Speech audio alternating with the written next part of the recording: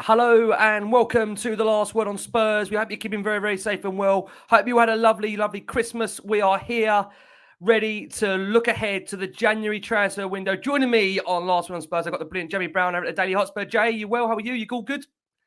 Super. Yeah, all good. All good. Thank you, Ricky. Yeah, and obviously looking forward to today's show. Yep, absolutely. Joining us once again on Last Word on Spurs. Been a while. We've got the wonderful Fabrizio Romano back with us. Fabrizio, how are you, my friend? Hello, guys. Well? Hope you had great Christmas. Yes, all great. Ready for the January transfer window, and hope with some good news for you very soon. Fingers crossed. Fingers crossed. Fab, thank you ever so much for joining us. We've got we've only got like a short period review, so we're going to try and cram in as much as we can. I think there's only one place to start, and that's of course with Antonio Conte. We saw some recent comments that he gave to Sky Sport where he said we'll try to do something in regards to the January transfer window, but we have to follow the club's vision. So I just want to ask you, Fab, it does feel at the moment where particularly maybe the board have one aspect where they want to go, Conte maybe has another. So can you tell us where we are with regards to contract negotiations, if Conte is still happy at the club as things stand, in your opinion?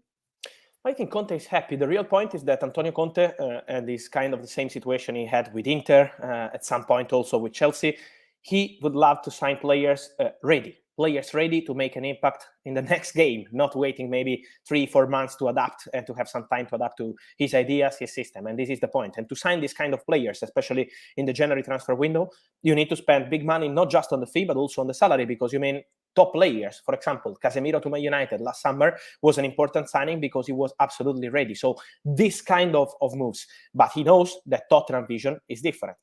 He mentioned the salaries because this is a key point. He said we signed Bentancur and Kulusevski in January last year, and this is what we have to do also this year. So the vision of the club is a bit different. They are protecting the club ideas for the future.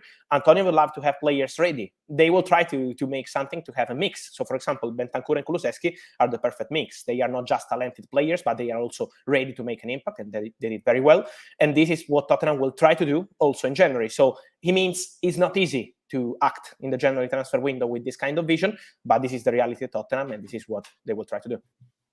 Fab, just very quick before Jamie comes in there, just in your personal opinion, do you expect Conte to sign a new contract before the end of this current season?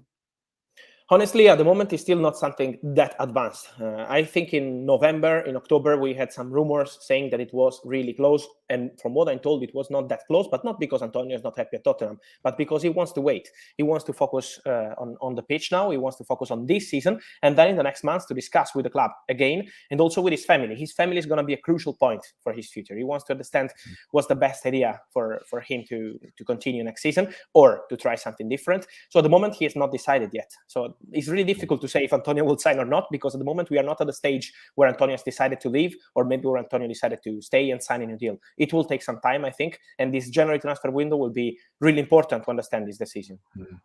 Just quickly on Spurs' policy, as you mentioned, kind of signing younger players, maybe on smaller wages. Is that something that Conte is happy with? Is he okay that Spurs are going to do that? Or is that something that is frustrating him?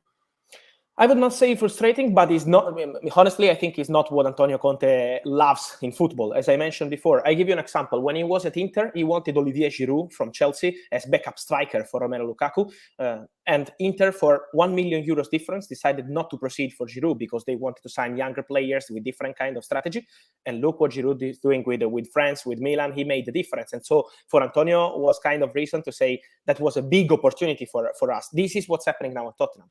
I think he wants this kind of players. I don't mean Giroud, but I mean players with experience, players ready to make an impact. And the club is also following their vision with young players. For example, as happened with Spence in the summer, he's not a player who Antonio requested on the market. They wanted to sign him because they trust him for the future.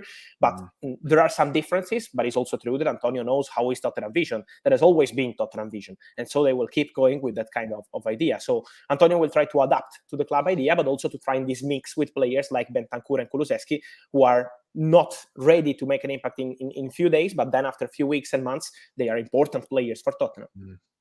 Yeah, just in terms of the squad, obviously we've seen that there is still lots of work to do, lots of positions to kind of target. Where are you kind of expecting Spurs to prioritise this month in terms of where they'll look to strengthen the squad? I would mention the midfielder. I think midfielder and left-footed centre-back. These are the two priorities. Then let's see what happens with the right winger situation, because on the right wing we have to see what happens with the outgoings. If there will be some opportunity for Spence, maybe for Emerson Royal. So we have to see in that position what happens. But I think the real priority is the midfielder. They wanted to sign a midfielder in the summer with Bryan Gil, who was close to joining Valencia. It was a done deal, and then it didn't happen because Tottenham didn't find the right opportunity for a new midfielder. And then the centre back has to be an opportunity, a good opportunity at good price, again with normal salary and not crazy salary. And in that case, Tottenham could be ready to act. So I think these are the two key positions, and then we have to see for the right winger.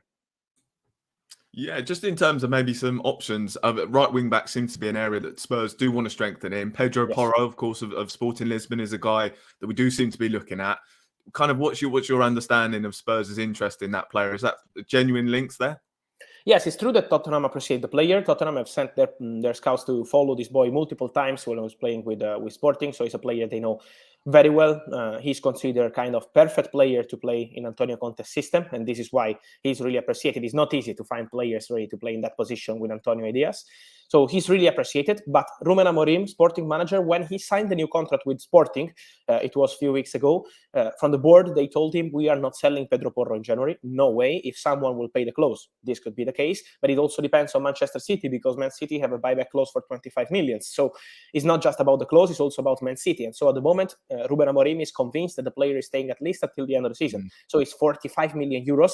And this is why I think it's not going to be an easy one. At the moment, there are no negotiations because it's on Tottenham. If they pay the clause, is the point. Otherwise, for Sporting, it's not even in discussion. Just on, you mentioned as well about a left-sided centre-back. That would be fantastic if Spurs can get that done. And one player that Spurs have been linked with is Piero Hincapié of Bayer Leverkusen. Is that a player that Spurs are genuinely interested in? Yes. Hincapié is appreciated by Tottenham. Let me say that Fabio Paratici already knew this player when he was at Juventus. He was super young. He was playing in South America, and he was already monitoring him. Also Napoli, Juventus at that point, and the player joined Bayer Leverkusen. So Paratici knows the player so well since long time. And now, of course, it's an interesting opportunity. He had a good World Cup. It's not easy to find left-footed centre-backs on the market. Tottenham, we know, were dreaming of Guardiola in the last summer. Then now the price is absolutely crazy. But they always wanted to find that kind of player, a talented left-footed centre-back. Hincapié is appreciated, it's true. Bayer Leverkusen want to keep all their players until the end of the season and they'll sell in the summer. This is why it's not going to be easy to negotiate. It has to be an important proposal. I'm told that Tottenham have a very good relationship also with the agents of the player, of people representing the players. So let's see if they will decide to act. At the moment, also in this case, it's not a negotiation club to club. There is not an official bid. So we have to wait and see if Tottenham will really act. But we can confirm that he's a player appreciated by Tottenham for sure. There are also other clubs, because, for example, in Italy, Inter are following him. Also in England, other clubs have sent their scouts to follow him, including Chelsea. But Chelsea are now signing Badia Shield from Monaco. So there are many clubs on Hincapié, but Tottenham will keep an eye on him for sure. Just one other position we want to kind of get clarification on was that forward position, maybe signing an alternative to a likes of a Harry Kane or a Richarlison, because Spurs have had several injuries in that area and that's left us short. Is that an area that Spurs might look to try and strengthen in, maybe signing a versatile attacker? I'm not sure. Honestly, I'm not sure. It depends, I think, on the opportunities. It depends if Bryan Gil will leave the club or not again, because some Spanish club want him on loan. And so we have to see what Tottenham will decide at this point. But at the moment, it's not the priority. I think the priority is the midfielder situation. Let's see what happens with Malinowski, for example, who is a player who they had in the list in the summer. Malinowski was, I can't say close, but was the priority of Tottenham in the summer. They were hoping for Atalanta to accept a loan deal with a buy option included. I am told the player would love to join Tottenham. So the player dreams of Premier League in general, and Tottenham would be a big dream for him.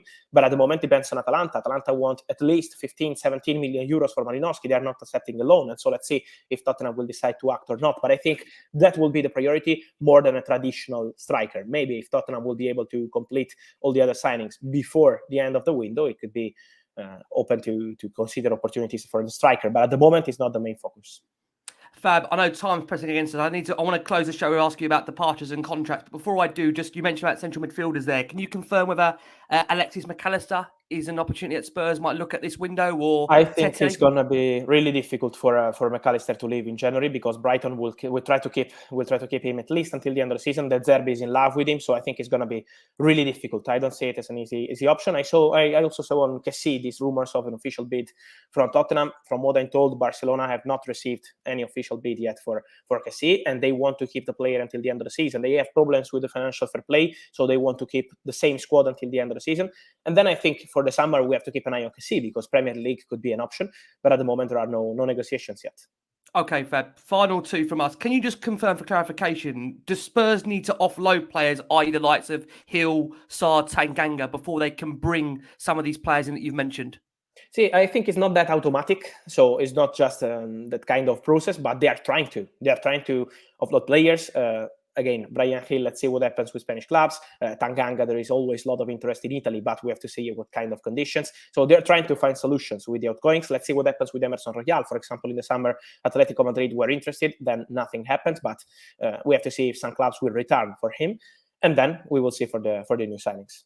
Okay, Fab. Final question. There has been some reports that Spurs are looking to potentially offer Eric Dyer a new contract. And also, can you tell us where we are with Harry Kane's contract? Just those final two from our end there?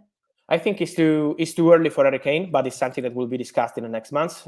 Again, I think, as we always say, also here, it depends also on the future of Antonio Conte, because they have a strong connection. Conte loves Kane, and if Conte will stay, it's because he has some guarantees on Kane staying at the club. So for Conte, it's absolutely crucial to keep Harry Kane at the club. And for Harry Kane, it's really important to show ambition and continue with Antonio Conte as a manager. So I think this is going to be a key point for the contract negotiation, but Daniel Levy doesn't want to lose the player. So at the moment, there is nothing with other clubs, and the priority for Tottenham is to extend this contract. So there will be further conversations in the next months. And for Eric Dyer, I told it's a possibility, but it's still not something in advanced stages. So I think we have to follow that one after the January transfer window or in the next few weeks. Okay, Fab, you've been very kind. Jamie, thank you so much, my friend. Thank you so much for this one. Fab, wishing you from all of us here a very healthy, happy new year. There you go. The last word on Spurs, January transfer preview from the wonderful Fabrizio Romano. From myself, Jamie, Fabrizio, please, guys, keep safe, keep well, have a healthy and happy new year. And from all of us, come on, you Spurs.